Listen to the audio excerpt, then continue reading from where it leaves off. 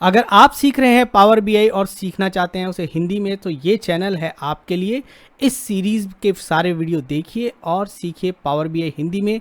तो जल्दी से इस चैनल को सब्सक्राइब कर लीजिए।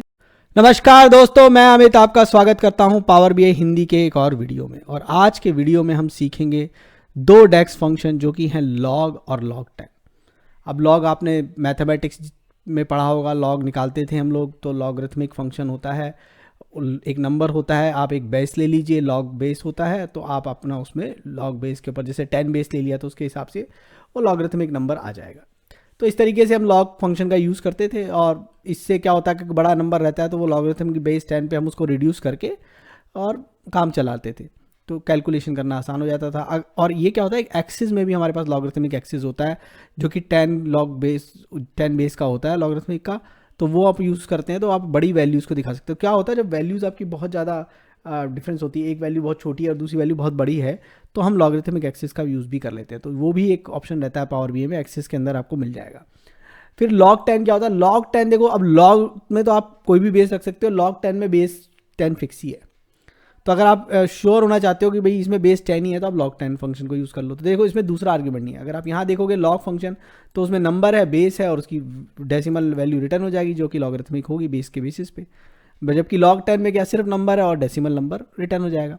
तो इस प्रकार से दो फंक्शन है, लॉग और लॉग 10, तो उनको यूज़ करके देख लेते हैं। अब इसके लिए क्या करेंगे, चलिए पावर बीआई पे चलते हैं।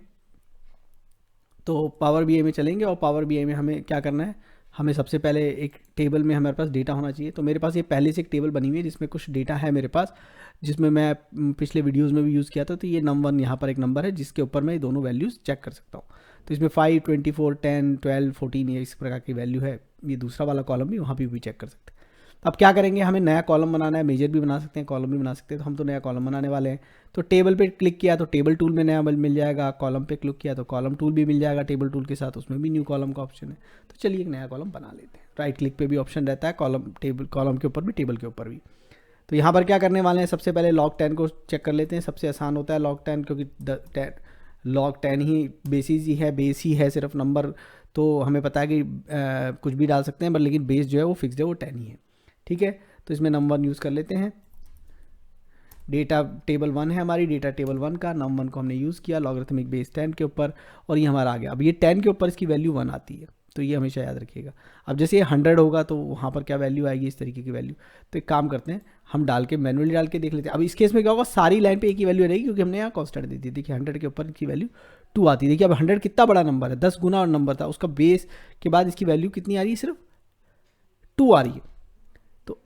1000 पे सिर्फ 3 वैल्यू है। तो आप सोचिए कितना ज़्यादा एक बड़े नंबर को छोटे नंबर में कन्वर्ट करने में हमें आसानी हो रही है। तो इसलिए हम लॉगरिथमिक यूज़ करते हैं, बेस को यूज़ करते हैं, ताकि हम जो है बड़े और छोटे नंबर को एक साथ जो है देख सके और उनके कंपैरिजन कर सके। तो अब एक्सेस पे आएगा तो आपको समझ में आ गया कि भाई एक हमें 10, 100, 1000 इस तरीके के मिलेंगे, एक 1, 2, 3 की जगह। तो हम कितना बड़ा नंबर और छोटा नंबर एक साथ दिखा सकते हैं। तो कभी कभी वो भी एक्सेस पे यूज़ कर लेते हैं, या आप खुद से बना के प्लॉट कर सकते हो। अगर नहीं है तो लॉगरिथमिक निकाल के उसको प्लॉट कर लो। तो ये भी एक तरीका हो गया। चलिए, तो ये तो हो गया हमारा लॉग 10। अब जो है हम दूसरा लॉग लेते हैं। क्या लॉग लेते हैं, खुद से पहले लॉग फंक्शन ही है उसी को यूज़ कर लेते हैं। तो लॉग फंक्शन में तो 2 आर्ग्यूमेंट लगेंगे। तो सबसे पहले 10 से ही चालू करते हैं, सेम नंबर मैच करना चाहिए ना हमारा। तो चलिए num1 को पहले से ले लेते हैं और इस पर 10 बेस पे ही चेक कर लेते हैं हम। ठीक है, तो 10 बेस पे जो हमारे नंबर है वो दोनों मैच हो जाने चाहिए। देखो बिल्कुल सेम नंबर आ रहे हैं, जो उधर है ये वो इधर है, क्योंकि 10 बेस है। चलिए अब कोई दूसरा बेस ट्राई करते हैं। चलिए 5 को बेस ट्राई कर लेते हैं। तो जो 5 हमारा बेस है, तो देखो ये 5 वाला जो है वो 1 हो गया है, ये 10 पे देखो 1.4 हो गया है। इस तरीके से हमारे नंबर जो है वो बढ़ते चले जा रहे हैं। तो हम कोई भी बेस रख सकते हैं। हम लेट्स से 12 को बेस रख के चेक कर लेते हैं क्या होता है। ठीक है, तो 12 पे 1 हो जाएगा। 100 को बेस रख लेते हैं।